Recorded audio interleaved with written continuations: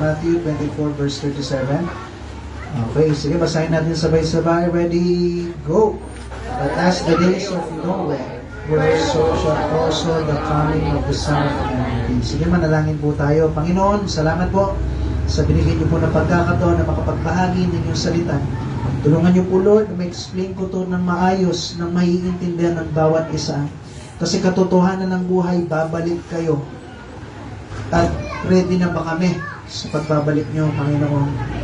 Haharap kami sa inyo, at yung bagay na ginawa namin dito sa mundo, iiwan namin lahat ng yan, pero yung bagay na ginawa namin para sa inyo, yan yung dadagnan namin. Kaya Panginoon, tulungan niyo po na yung bawat isa ay maging ready, na binibigay lahat para po sa inyo. Lahat yung dinadalain ko sa ligay ng pangalan, sa pangalan ni Jesus.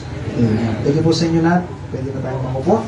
So sabi niya po dito, katulad daw ng panahon ni Noah o ni Noe, ako, yan rin daw yung oras ng pagbabalik ng ating Panginoon. So ngayon pag-uusapan po natin is Jesus is coming soon. Are you ready? Babalik si Kristo. Handa ka na ba? Opo, kayo yung makakasagot niyan. Hindi po ako. Ngayon, ano yung sinasabi pong pagbabalik ni Kristo? Okay, sabi ng 1 Thessalonians chapter 4, busa po natin din. Tulungan natin yung mga kasama po natin, no? 1 Thessalonians chapter 4, verse 16 to 17. 1 Thessalonians chapter 4, verse 16 to 17. Sabi niyo po dito, For the Lord Himself shall descend from heaven with a shout, and with the voice of the archangel, with the trump of God, and the dead in Christ shall rise first. So, meron pong tinatawag na rapture. Ano yung rapture, Pastor? Pwede mo itanong sa akin. Walang nakasulat na mismong word sa Bible na rapture, pero may yung ibig sabihin niya, nakasulat. Ano po yun? Okay, explain natin, what is the rapture?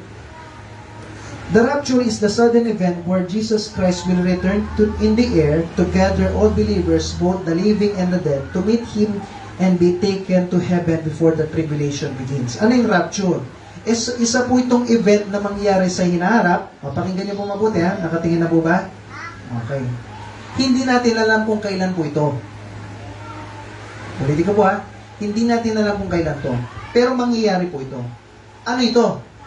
Ang sabi ng Bible po sa verse 16, ang Diyos, sa verse 16 na po, 1 Thessalonians chapter 4, verse 16, For the Lord Himself shall descend from heaven with a shout. Minsan, hindi ko po alam kung kailan, pero bababa daw si Kristo hanggang dyan sa ulap, sa langit. Na po. At ang mangyayari po daw, ay merong sisigaw. At tapos meron the voice of the archangel with the trump of God. May tutunog na trompeta. Babalik si Kristo at may tutunog na trompeta at may sisigaw. Hindi ko alam paano sigaw niya. Baka, Hindi ko alam. Hindi ko alam, no? Joke lang yun, no? Siguro, Hindi ko alam paano yung sigaw niya. Hindi ko alam. Pero sisigaw, pero naniniwala ko, hindi naman siguro gano'n, no? Pero may sisigaw yan at babalik yung Panginoon daw. At ano nangyari? May tutunog daw ng trompeta. At yung mga namatay noon na Kristiyano, mabubuhay daw muli. Okay? At tapos sa verse 17, Then which are alive and remain shall be caught up together with them in the clouds, to meet the Lord in the air, and so shall we ever be with the Lord. At yung mga Kristiyano na buhay, pakinggan niyo po, ang mga Kristiyano na buhay, lahat kayo Kristiyano na po, sino dito yung sigurado na balang araw langit? Taas niyo yung kamay niyo. Sigurado ka na ba, balang araw langit? Kung sigurado ka na, ang sabi ng Biblia, bigla daw tayong may sisigaw dyan, hindi ko alam kung kailan, sa langit, at bigla daw may sisigaw, at yung mga taong buhay ay namatay na noon na Kristiyano, mabubuhay ulit. Pupunta sa langit. At tayo rin daw, bigla rin daw mapupunta sa langit. Hindi ka na mamamatay ngayon. Sino dito yung gusto na hindi mo na mararanasang mamatay? Masakit siguro mamatay, di ba? So hindi na daw natin mararanasan yon at pupunta daw tayo, makukot up daw tayo dun sa air. Sabi niya, kasama natin yung Panginoon. Mangyayari yan sa hinarap. Parang fairy tale, no? Pero hindi. Nakasulat yan sa Bible. At isa pa pong verse, sabi na sa 1 Corinthians 15. Ito po yung mangyayari sa hinaharap. 1 Corinthians chapter 15 and verse 51 hanggang 52. 1 1 Corinthians 15, verse 51 and 52.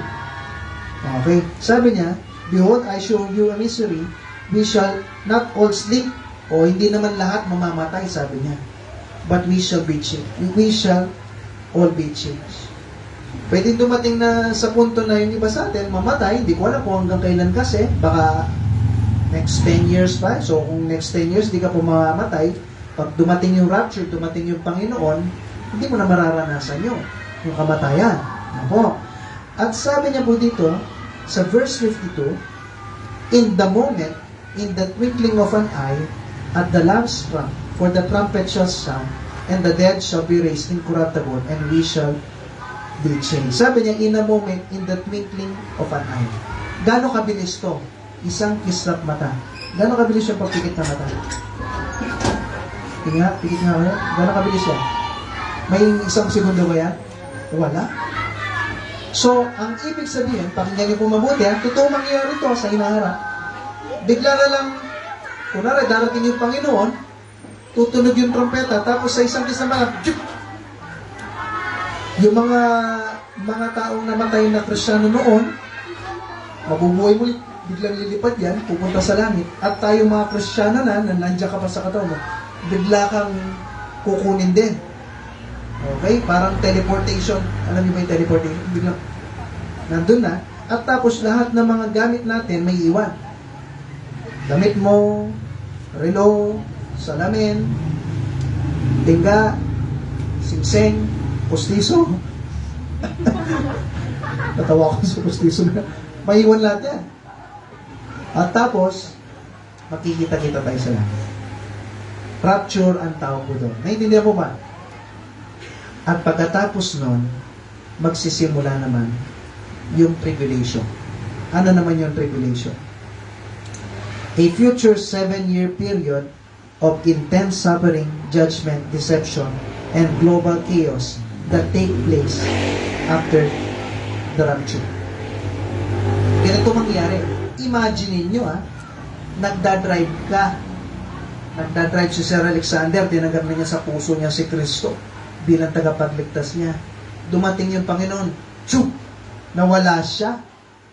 Ano mangyayari sa tricycle? Yung eroplano, piloto, Kristiyano, biglang nawala. Sino magdadrive mo?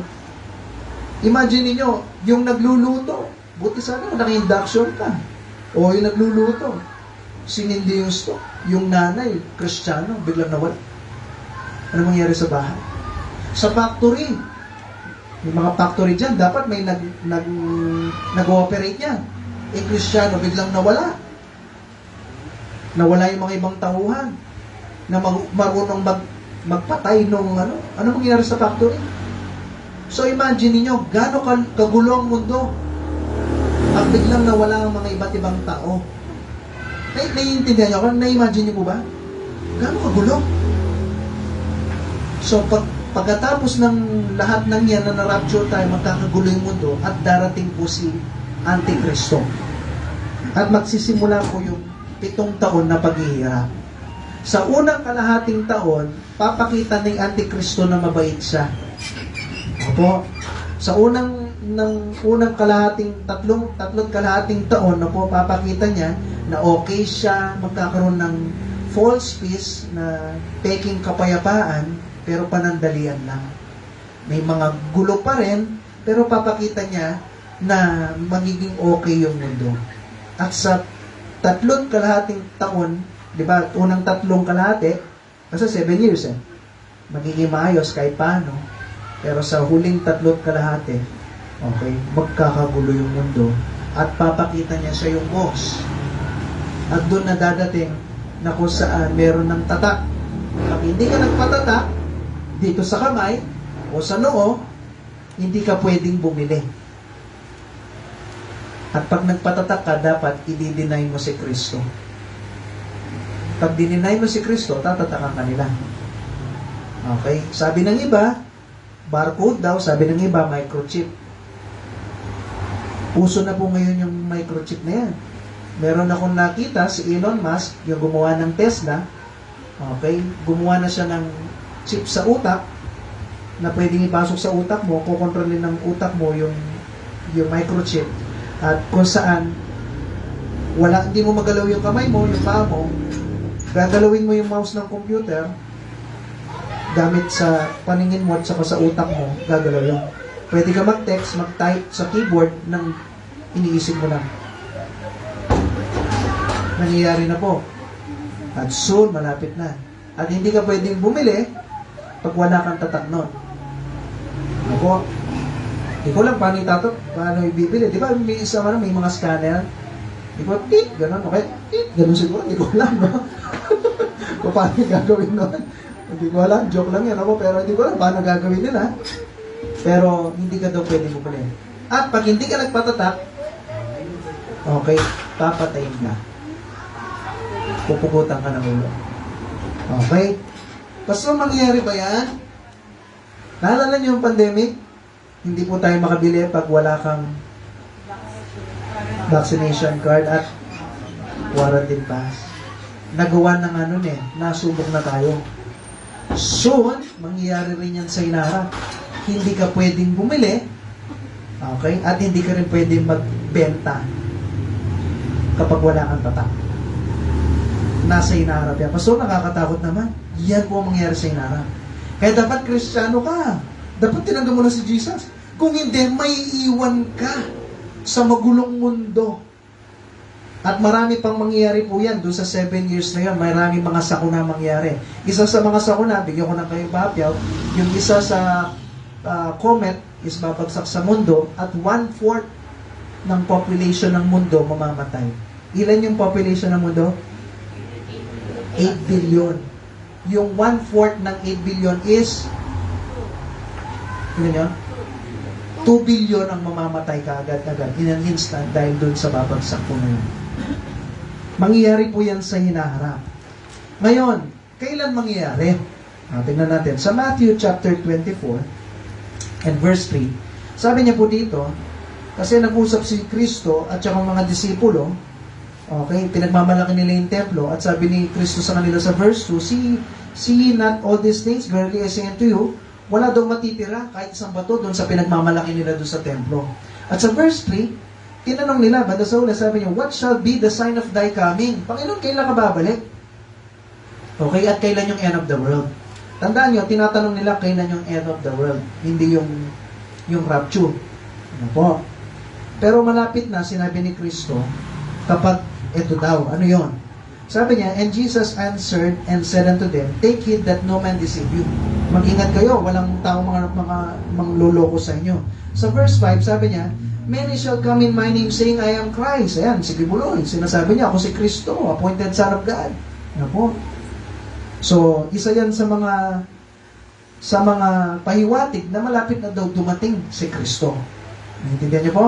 At tapos sabi niya, sa verse 6, verse 5, and shall deceive many. Verse 6, and ye shall hear of wars. Ito yung sinasabi ko sa inyo.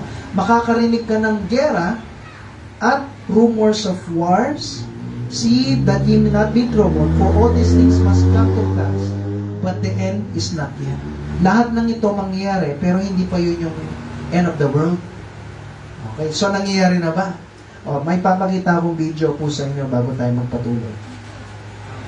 Yung nangyari po sa Israel. May isang bayan. Isang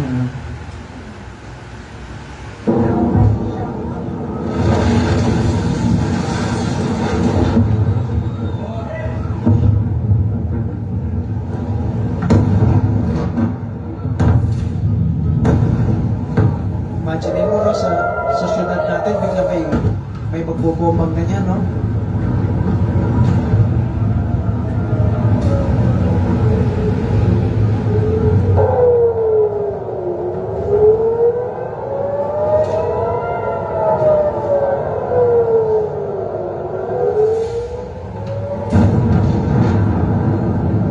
Lahat ng yan, hindi sound effect po yun, ha? Totoong naririnig po nila yun.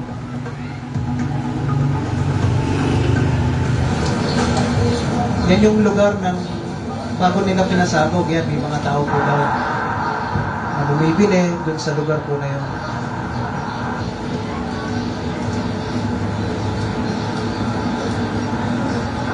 Pero yan na po siya ngayon. Yung lugar niya is Tel Aviv, na po, sa Israel.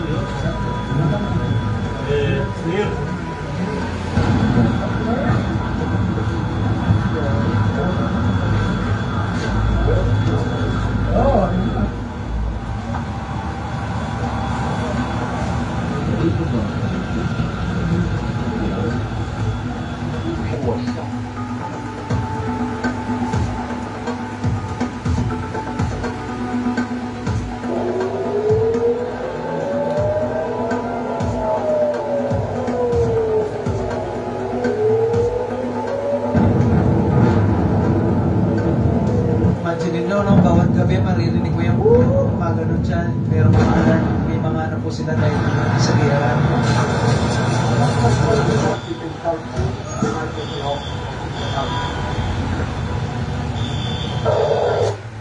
Okay, so yan lang po yung pahapyaw na video. Para alam niyo po yung nangyayari kasi minsan hanggat di mo nakikita na po, nangyari po yan last June 13 yata, hindi ko nagkakamali, or 15, parang ganun eh. Okay? So, ganyan na po yung nangyayari sa mundo natin. Okay? Parang nung COVID, nung panahon ng COVID eh, bago nagkaroon ng COVID, yun yung week na kakasal po kami, or month na kakasal kami. Alam mo yun, nababalita sa TV, sabi ko, hindi naman totoo yan.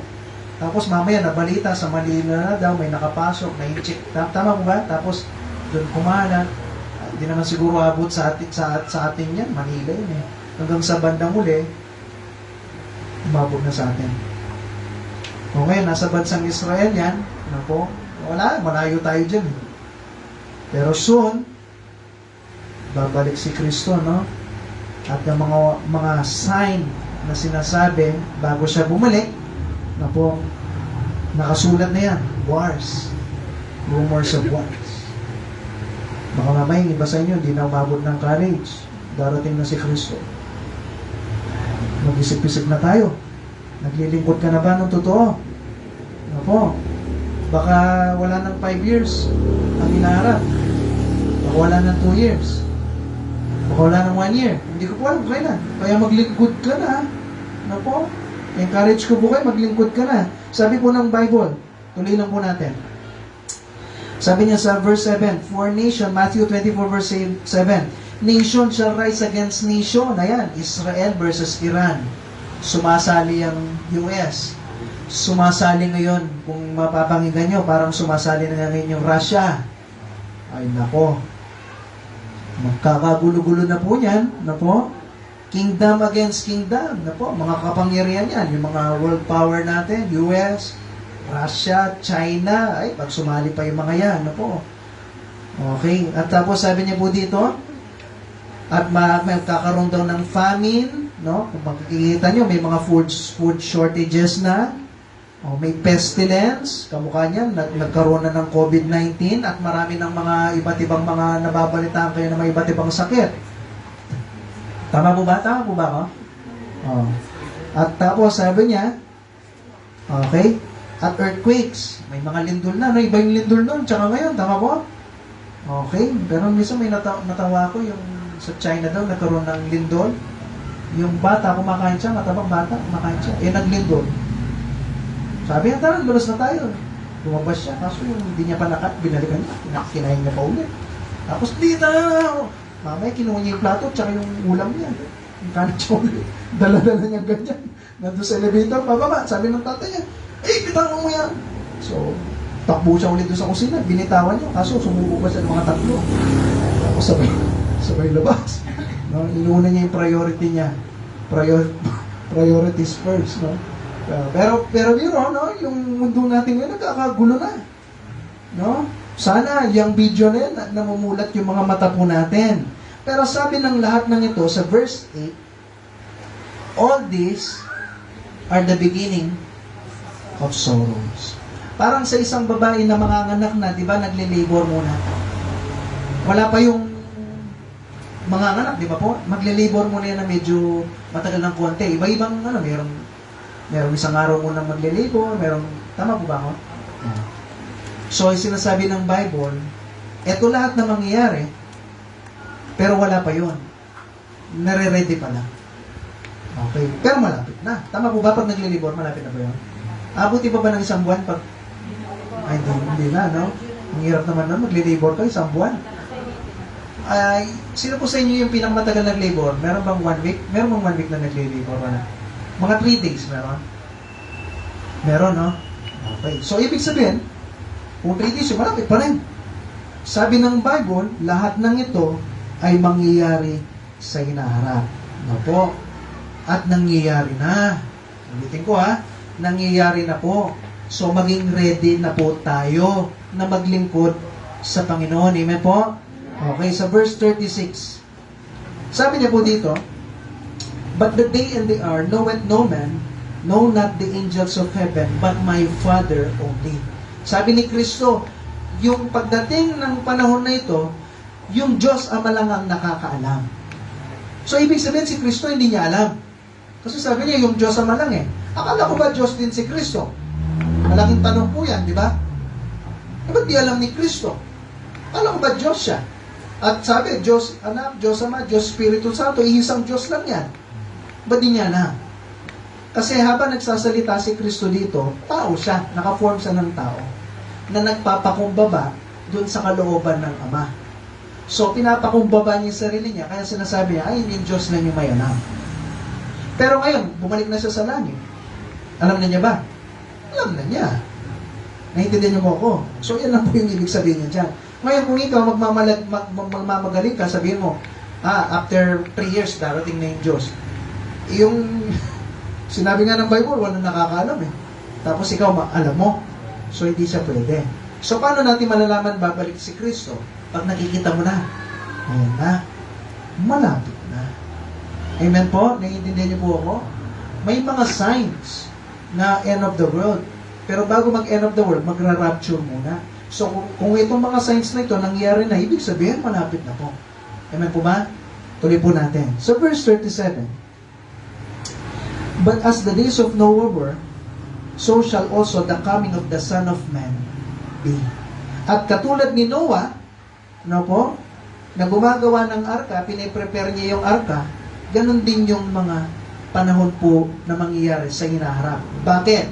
Sabi niya po dito sa verse 30, for as in the days that were before the flood, they were eating and drinking and marrying and giving in marriage until the day that Noah entered into the ark. Na kung saan, pag-aralan po natin ngayon, si Jesus babalik ulit, ngayon ready ka na ba?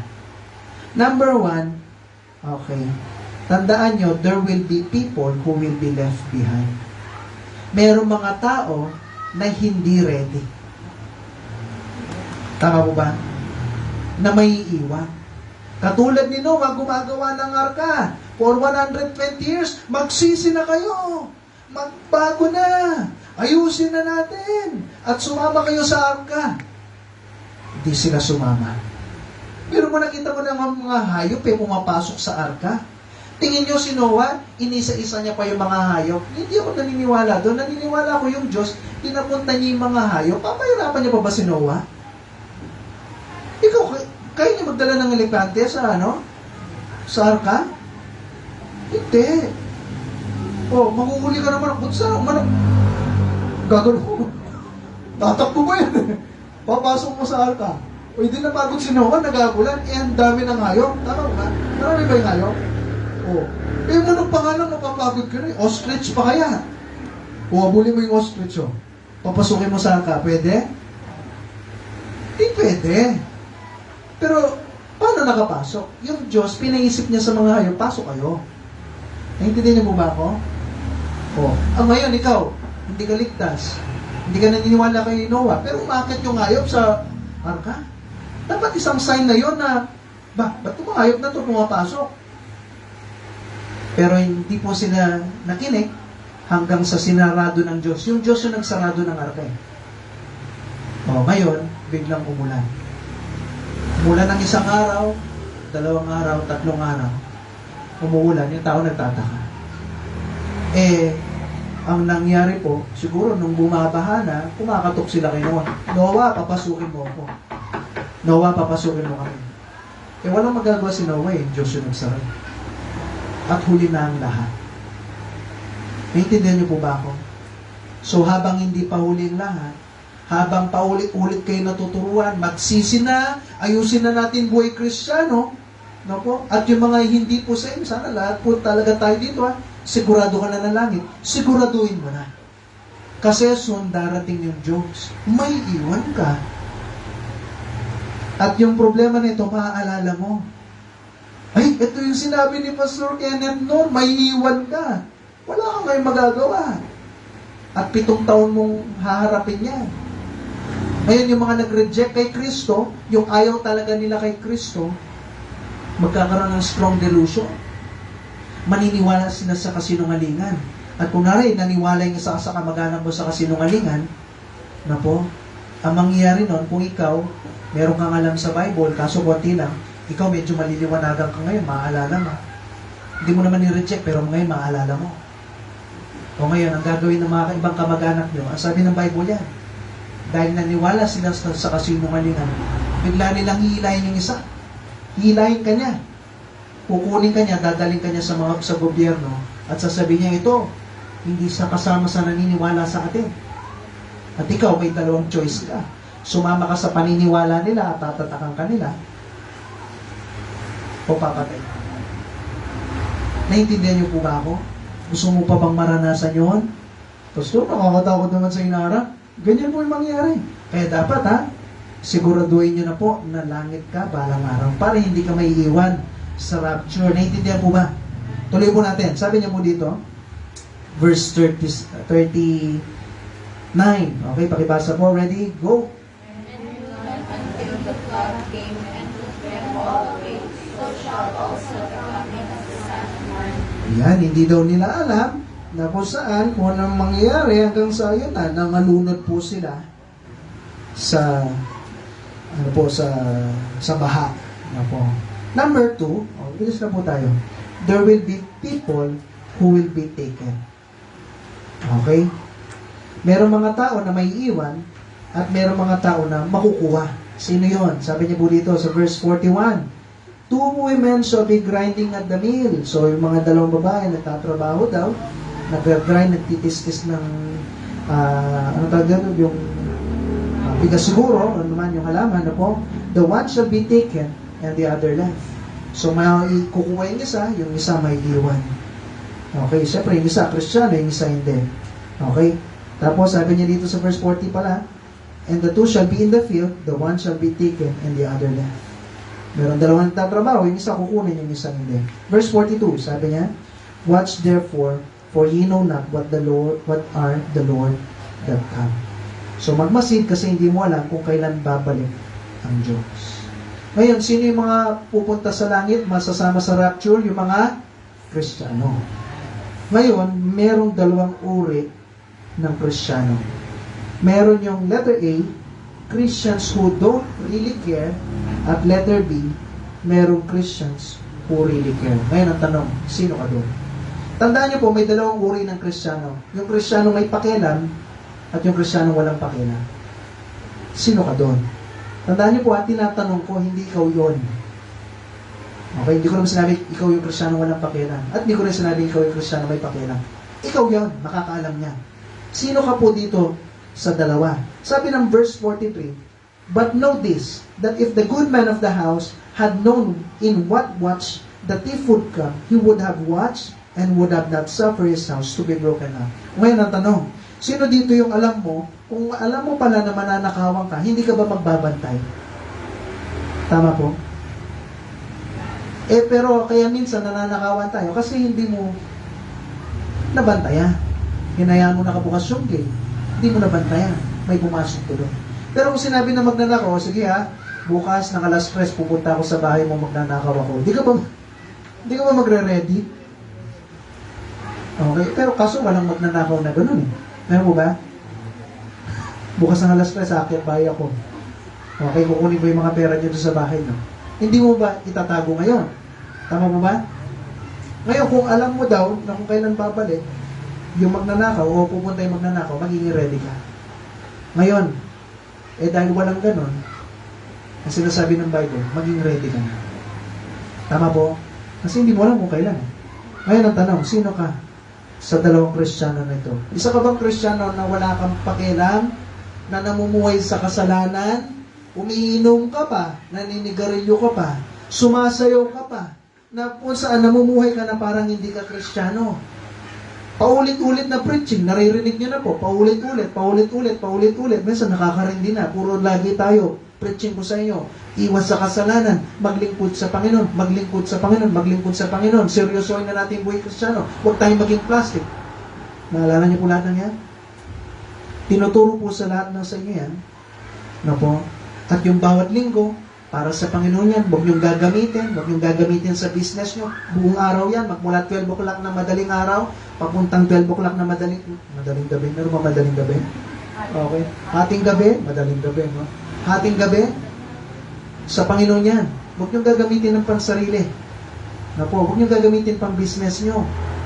Sa Panginoon yan. Naririnig niyo po yan, paulit-ulit. Pero ang tanong, isa ka ba sa Kristiyano na wala ka pa rin pakialam?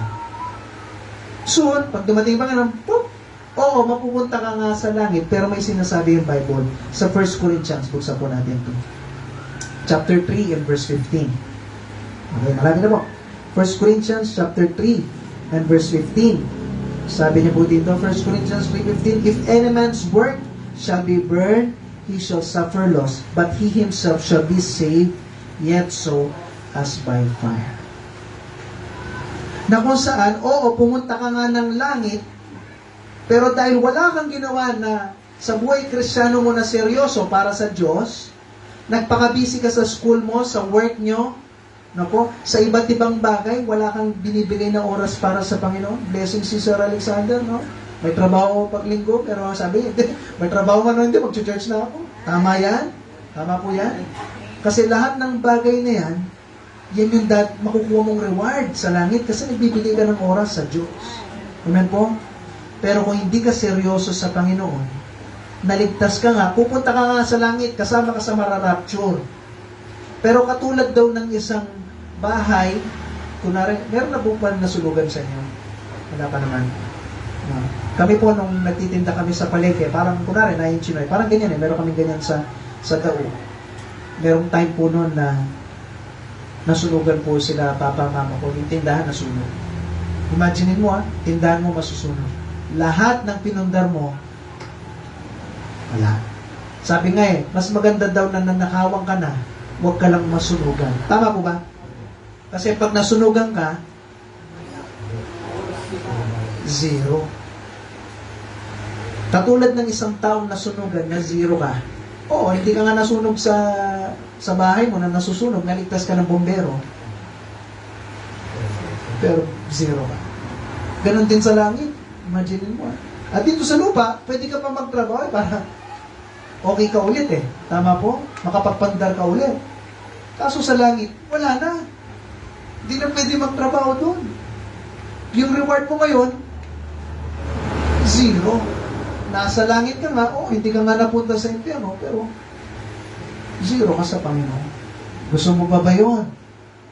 Kung gusto mo yun, hindi maging Kristiyano kang walang pakialam. Mag-Sunday, minsan pwede ka, minsan hindi, okay lang yun. No? At tapos pag mag-church, maglilingkod, pag may narinig ka, medyo tinamaan ka, pero wag mo lang pakinggan. Patuloy ka lang sa kasalanan. Okay? Mag-enjoy ka. Okay? Pasyal dito, pasyal doon, gimmick dito, gimmick doon. Enjoy mo yung Panginoon, panigarilyo. Enjoy nyo lahat ng yan. Pero tandaan mo, pagdating ng langit, pag nag-rapture po, mangyayari yan sa ilaharap.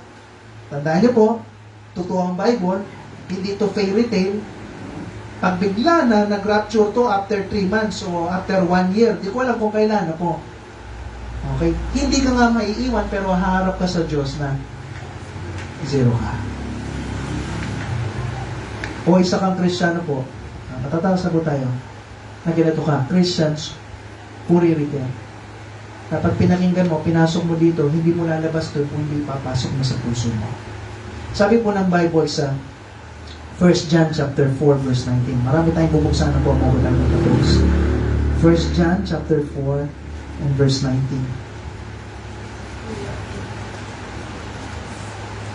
Sabi niya dito, we love Him because He first loved us. Ano mo ba, mahal natin yung Panginoon kasi nauna siyang nagmahal sa atin. Kaya yan yung nagtitrigger dapat sa isang Kristiyano na ginagawa mo yung lahat para sa Panginoon, maglingkod sa Diyos. Kasi bakit? Kasi naiintindihan mo yung pagmamahal ng Diyos sa iyo, kaya minamahal mo rin siya. Diba po? Okay, ngayon ang tanong, isa ka ba Kristiyano ganoon? Sabi ng Romans chapter 12, verse 1, sino ito mga Kristiyano nito na nagkikare? Sila yung mga tao na living godly, namumuhay ng maka-Diyos. Sabi ng Romans chapter 12 and verse 1. Romans chapter 12 and verse 1. I beseech you therefore, brethren, by the mercies of God, that ye present your bodies a living sacrifice, holy and acceptable unto God, which is your reasonable service. Anong ibig sabihin po nito? Ang isang Kristiyano na mayroong pakialam ay yung una is living godly. Mamumuhay siya ng maka-Diyos. Kasi bakit? Yung buhay mo hindi na sa'yo eh. Ito yung sakripisyo mo. Kasi wala tayong mabibigay sa Diyos eh. Yung perang nasa bulsa mo, sa Diyos din yan eh. Ano yung pwede mo mabibigay? Yung sarili mo. Yung paglilingkod mo. Yung kabanalan. Sabi niya, holy and acceptable unto God. Ngayon ang tanong, ang isang Kristiyano na may kabanalan, iinom pa ba yan? Maninigarilyo pa ba yan? Magbebenta ba yan ng alak? Magtitinda ba yan ng sigarilyo? Di ba? Mamumuhay ka ba ng nagda-drugs ka? Okay? Lahat ng yan iiwan mo. Tama po? Oh. Kasi bakit? Namumuhay ka na may kabanalan. Eh, pastor, sa'yo lang yan. Okay, natanong. Pag ako ba, bilang pastor nyo, bigla ako sumasayaw-sayaw sa harap nyo, matutuwa pa ba kayo? Parang hindi ba mawawala yung respeto nyo? Tama ba? Ayun si Pastor Kumembo na, yung giniling niya pa. Ayan na, binaba niya. Giniling. O, di ba po? Kung ako nga bilang pastor niyo, nakikita niyo na hindi na ako magiging kagalang-galang. O pag lumabas ako dyan, naka-short lang at saka naka-sando, nakita niyo ako sa OSAID, may binibili ako. Naka-short at saka naka-sando. Hindi pa mawawala yung paggalang niyo sa akin. No? Di ba po? Hindi ba mawawala yung parang kabanalan? O yan yung dahilan bakit tayo po is tinuturuan kayo maging ganun din. Tama po? Kasi yun yung karapat-dapat na may paglingkod natin sa Panginoon. Mamuhay tayong maging maka-Diyos. Isa ka bang ganyan? Tanong ko po ito sa inyo. Ano po? Kayo yung makakasagot nito. Hindi naman ako.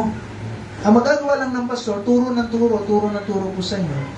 Ang pagkilos is pag tinanggap mo at sinagawa mo, then isa kang Kristiyano, na nag-care ka. Pag hindi mo tinanggap to, pinasok mo dito, nilabas mo, patuloy ka sa buhay na ganyan pa din, may kasalanan pa din, then wala ka pong pakialam. Kayo yun. Hindi ako po yung mga nanagot po dyan sa Panginoon, kundi kayo rin po. Pangalawa, they are letting Christ shine. Sabi ng Matthew 5 verse 16. Marami na po. Matthew chapter 5 and verse 16. Sabi niya po dito, let your light so shine before men that they may see your good works and glorify your Father which is in heaven. Ang Kristiyano na mayroong pakialam, hinahayaan niya na si Kristo yung magliwanag sa kanya. Hindi ang kayabangan o naman kung hindi si Kristo. Nagkakaroon po siya ng bagong pamumuhay. Bagong buhay at bagong pamumuhay.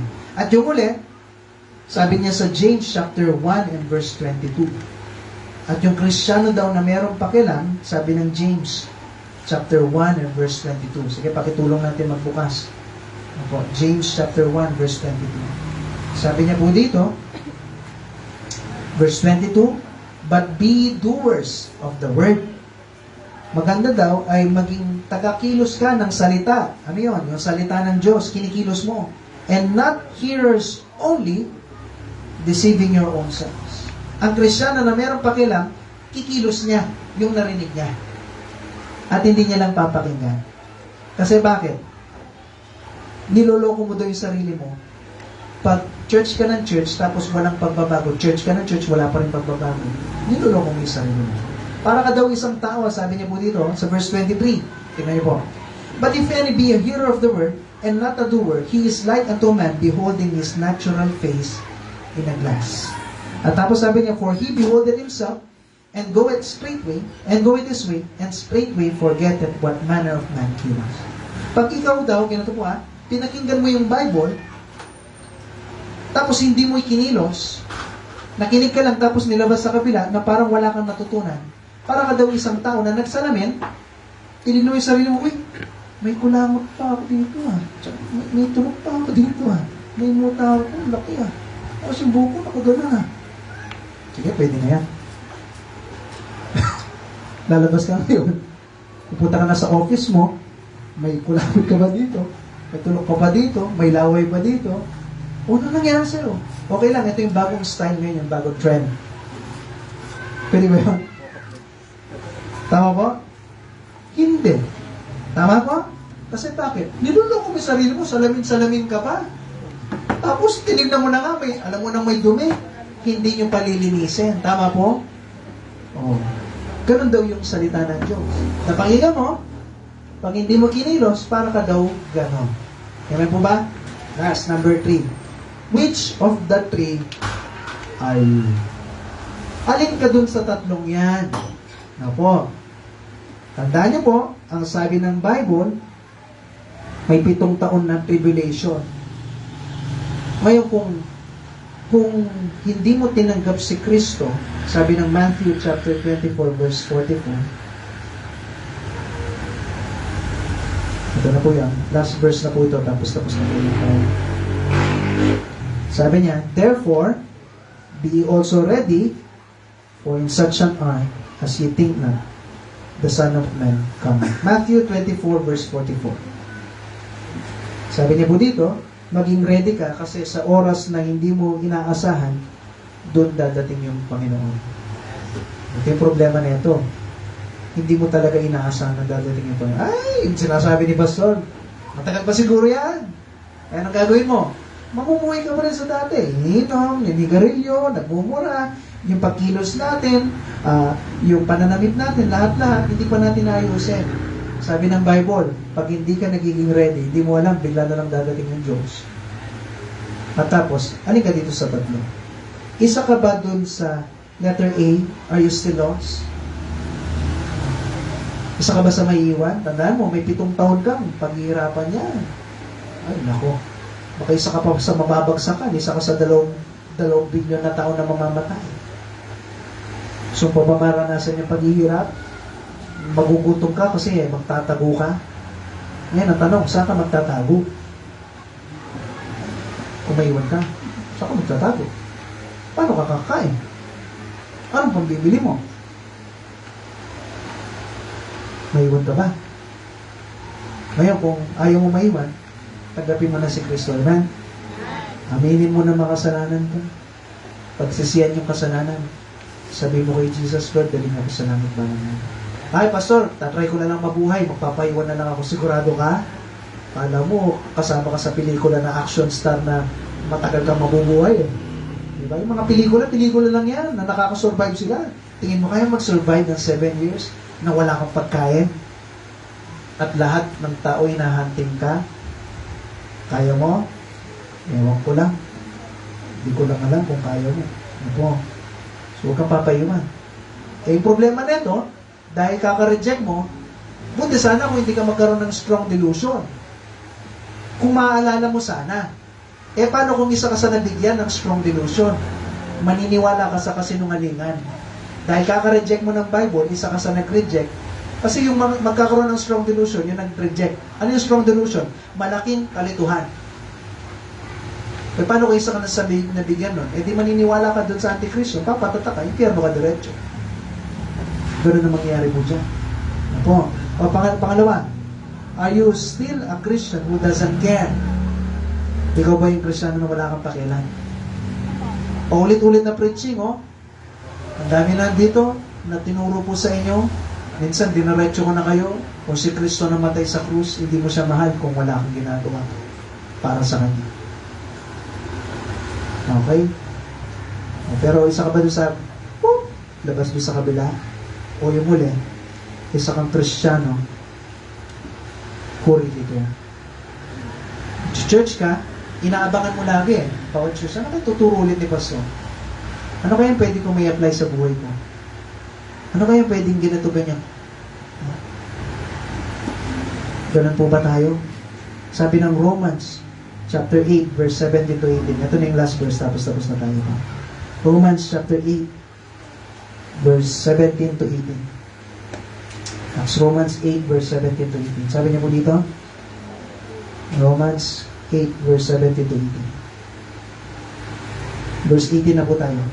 For I reckon that the sufferings of this present time are not worthy to be compared with the glory which shall be revealed in us. Sabi niya dito, o sige, naghihirap ka para sa Panginoon. Okay? Yung mga choir member, minsan, practice kayo ng practice, ang hirap. Minsan, mag-outreach po tayo, ang init.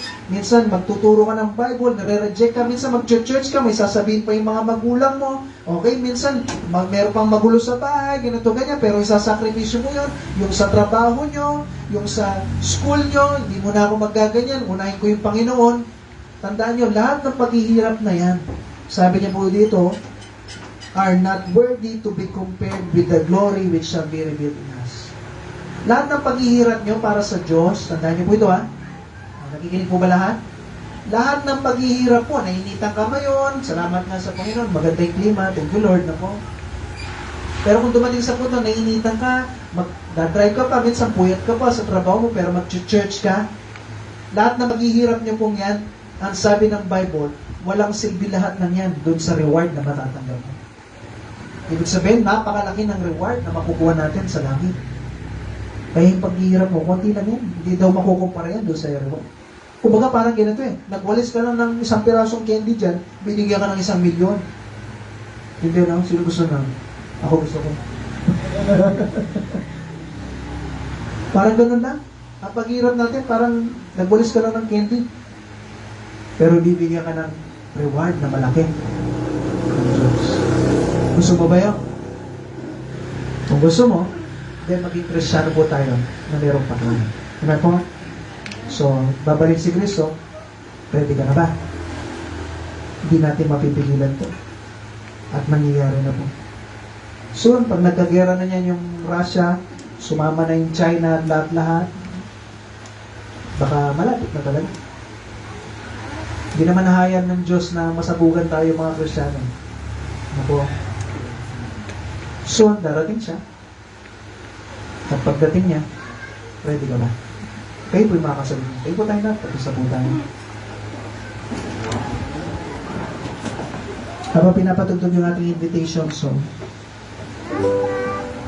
encourage ko po kayo. Magpatuloy po tayo.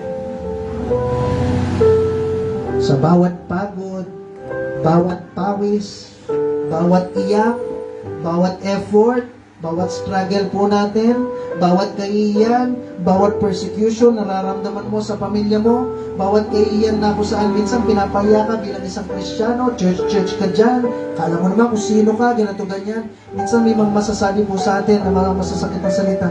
Pero encourage ko po kayo, magpatuloy tayo. Seryosohin na natin yung buhay Kristiyano.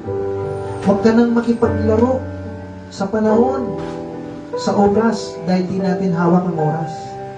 Soon, kumusta ba yung mga anak po natin? Sigurado na ba yun na yan? Nalangit balang araw?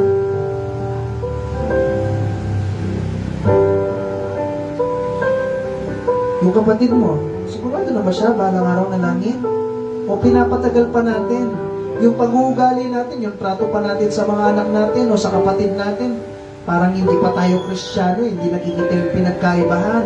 Ang dami pa natin pinapahalagahan. Mas mahalaga pa yung problema sa bahay, sa school, sa trabaho, kaysa dun sa magkaroon ka ng mabuting testimony sa mga taong mahal mo sa buhay. Sabi ng Bible, kung ano yung kinilos mo dito sa mundo,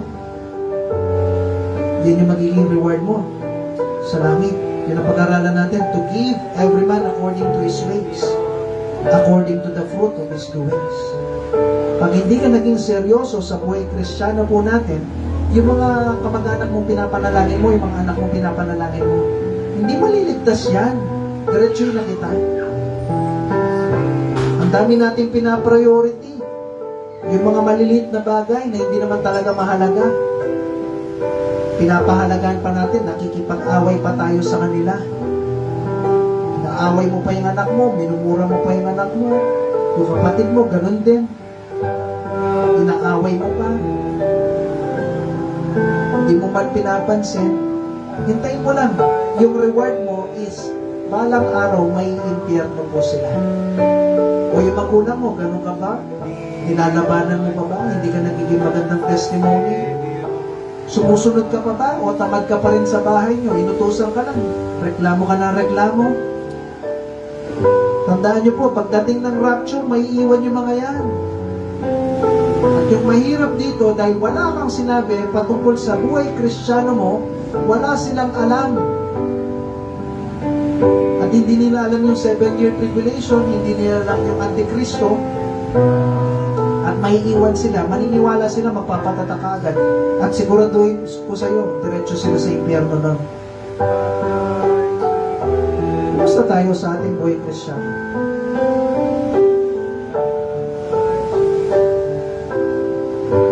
Babalik si Kristo, ready na po ba tayo? Ready ka nang iwan yung mga mahal mo sa buhay at maniniwala sila sa Antikristo? Pastor, di ba ako ready? Then, gawan na natin ang paraan. What if next week na? Yung iba sa atin dito, hindi ka na matutuloy sa mga trabaho nyo, sa pag-aaral nyo. What if next month na? What if next 3 months? Next 6 months? Pero lagi nyo tandaan, malapit na. Kasi nagkakagera na eh.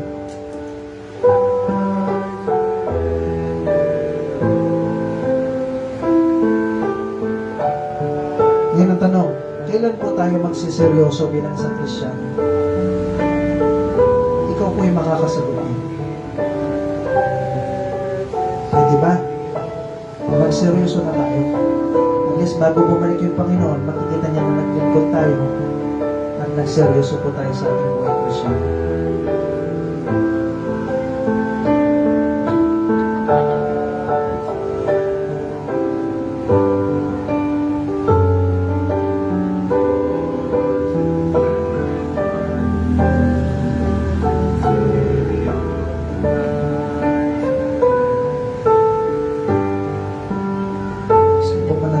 Panginoon, salamat po. Salamat sa napakinggan namin ng iyong salita. Tulungan niyo po kami, Panginoon, na yung aming buhay Kristiyano maging seryoso na kasi babalik po kayo at dapat po maging ready po kami. Tulungan niyo po, Lord, na ibinibigay na namin yung buong katapatan at paglilingkod at kaseryosohan sa aming pong buhay bilang isang Kristiyano. Panginoon, mapurihan po kayo sa lahat ng bagay po nito. Sa pangalan ni Jesus. Amen. Okay po. So, thank you po sa inyo lahat. Pa-pray natin ating offering. Okay, hiningin ko si Brother Sian. Pag-pray ang ating offering.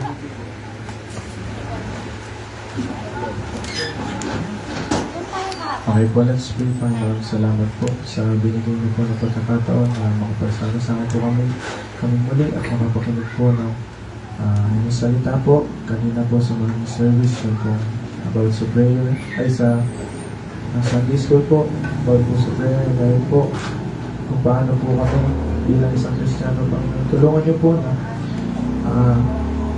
maging goal po namin o yung mas maging focus po namin ngayon is yung mas maging tapat po sa inyo at kung paano po kami kumonekta po sa inyo, Panginoon.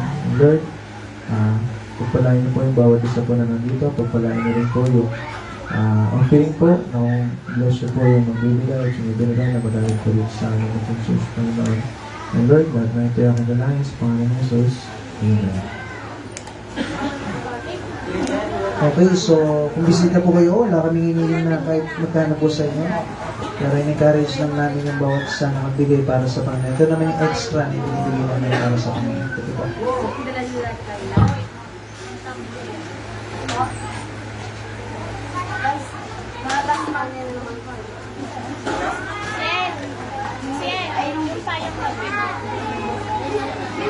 Yung sayang natin. Yung sayang natin.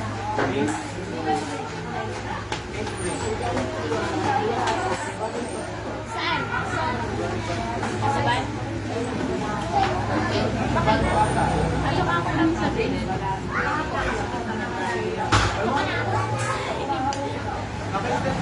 Dahil ito mo kiniscate. Yung parang correct.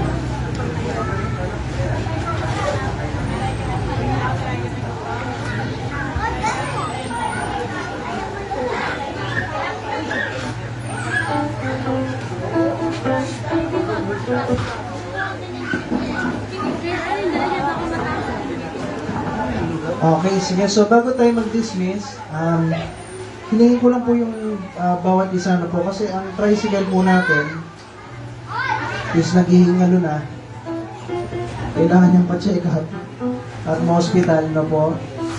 Ang nangyari, hindi naman sure eh, pero parang napagtripan yata tayo nung ginamit ni Jed dun sa LTO yung tricycle. Binuksan yun dun sa oil cap. Tinanggal yung oil, ninakaw yung oil. Hindi ko alam, nilagyan yata ng buwan.